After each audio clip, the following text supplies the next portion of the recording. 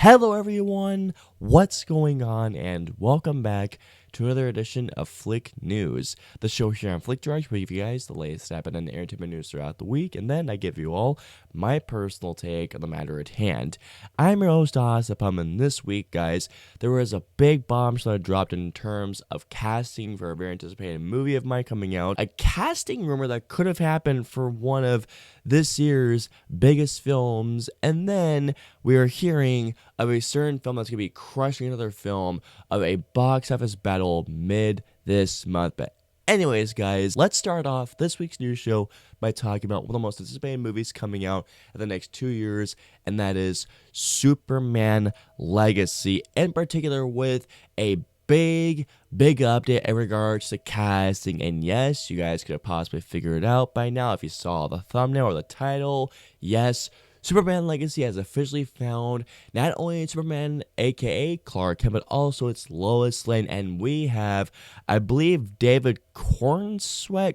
Let me look up his name just in case if I forgot. Okay, so it's David Cornsweet. I am sure I'm muffing up his name at some point. I'm curious to what he's been in. I mean, he hasn't been in too many films. I mean, he was the projector in Pearl, which is, by the way, a great horror from a great prequel to X. If you guys have not seen Pearl, please check out. It's such a great film. But otherwise, David Cornsweet hasn't been in too many films. Rachel Brosnan has been in Marvelous Miss Maisel, which I have heard nothing but great things about. And just hearing this gets me very excited. David Cornsweet, from what I've seen, he has the look of Kal-El, he's the look of Superman. So I'm very excited to see what James Gunn has in mind, given that this is one of the biggest casting choices, honest to God, for at least the next 5 to 10 years, for how long the DCU is going for. There are quite a few people that he has cast in his films that he has definitely made as superstars, and knowing that he cast David Cornsweet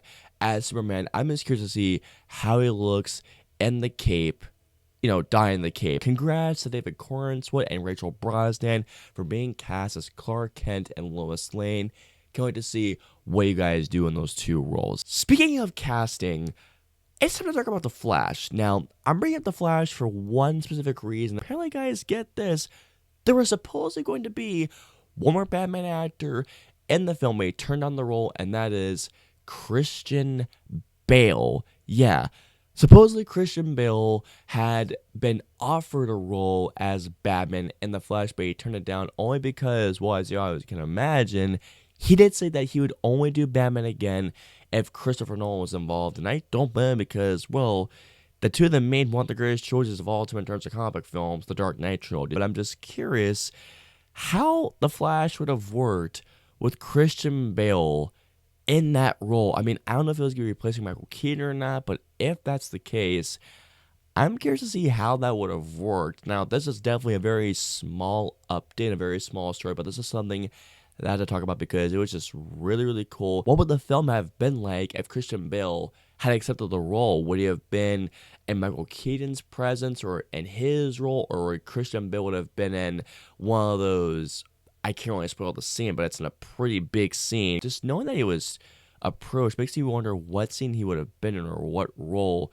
he would have been as Batman if he returned. Going on to our last news for this week, guys, it's time to talk about a big film that's going to be going at the box office mid this month. That's the competition between Oppenheimer and Barbie. And apparently, guys, get this, the box office forecast shows that Barbie is going to crush Oppenheimer. And honestly, as much as I want Oppenheimer to win, I can see Barbie win this, because here's the thing. The Barbie brand has been one of the best-selling brands for IP, for toys, for films, for video gaming. I mean, Barbie is one of the biggest juggernauts out there, and don't get me wrong to you guys, while the story of Oppenheimer is one of the most riveting stories, given how it's not only about the man who made the freaking atomic bomb, but it's directed by Christopher Nolan. Although, here's the thing to you guys once again. While Christopher Nolan is a big name for the film enthusiasts,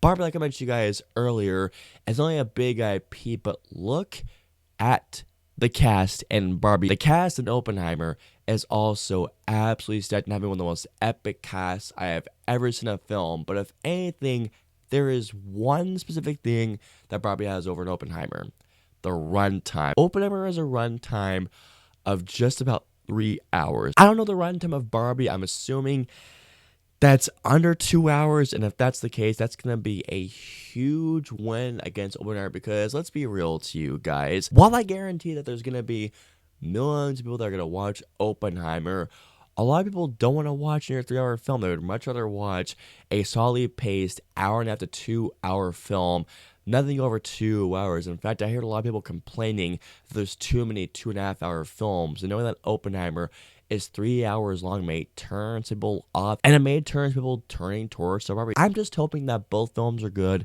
and I'm hoping that both films are successful at the box office both ways. I'm hoping it's a win-win situation for the two films here. That's gonna wrap it up for this week's show, guys.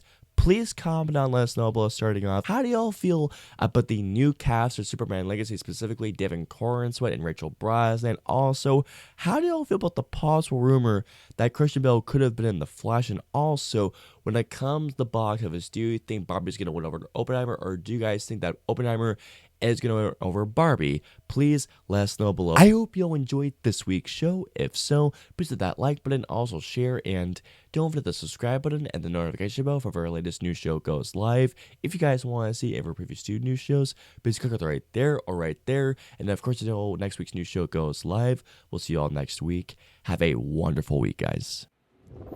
Hit like, smash subscribe, and get notified for when our reviews, interviews, and news go live.